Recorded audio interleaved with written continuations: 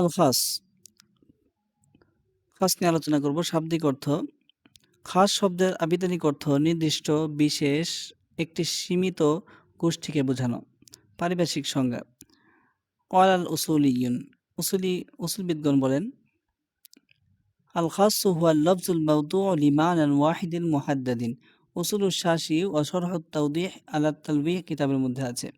বাংলা অর্থ, যে শব্দ কেবল একটি নির্দিষ্ট ব্যক্তি, শ্রেণী ও সংখ্যাকে বোঝায় তাকে খাস, বিশেষ বলা হয়। উদাহরণ যেমন রজুলুন একজন পুরুষ, জাইদুন একজন নির্দিষ্ট ব্যক্তি। আল মুমিনুনা বিশ্বাসীগণ, এই শব্দগুলো সীমিত গোষ্ঠী বা ব্যক্তিকে বোঝায়, তাই এগুলো খাস। কোরআনের উদাহরণ আস-সারিকু ওয়াস-সারিকাতু ফাকতাউ আইদিয়াহুমা। সূরা মাইদা ৩৩ নম্বর আয়াত। অর্থ, এক চোর পুরুষ, চোর মহিলা উভয়েরই হাত কেটে দাও। এখানে আস-সারিকু ওয়াস-সারিকাতু নির্দিষ্ট চোর ব্যক্তিকে বোঝাচ্ছে, তাই এটি লফজে খাস। হাদিস থেকে উদাহরণ, ক্বালা নবী সাল্লাল্লাহু আলাইহি ওয়াসাল্লাম ফি কুল্লি আরবাঈনা শাতিন শাতুন, রাওয়াহুল বুখারী। অর্থ, প্রতি 40টি ভেড়ার মধ্যে একটি ভেড়া যাকাত দিতে হবে।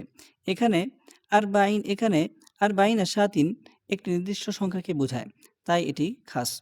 হেদায়া গ্রন্থকারের মতে ইমাম মুরগিনানী রহমাতুল্লাহি আলাইহি বলেন, আন-নাসু ইযা ওয়ারাদা বিলফজিন খাসিন লা ইয়াজুজু তা'মীমাহু ইল্লা বিদালিলিন।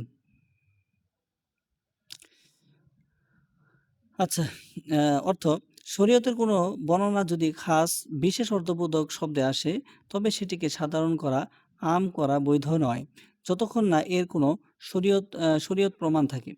বিশেষ দিক, আল খাস এর বিপরীত হলো আম, সাধারণ অর্থবোধক শব্দ। খাস নির্দেশ করে সীমাবদ্ধতা ও নির্দিষ্টতাকে। এটি ফিকহি দলিলের ক্ষেত্রে বিধান নির্ধারণে গুরুত্বপূর্ণ ভূমিকা রাখে। উপসংহার।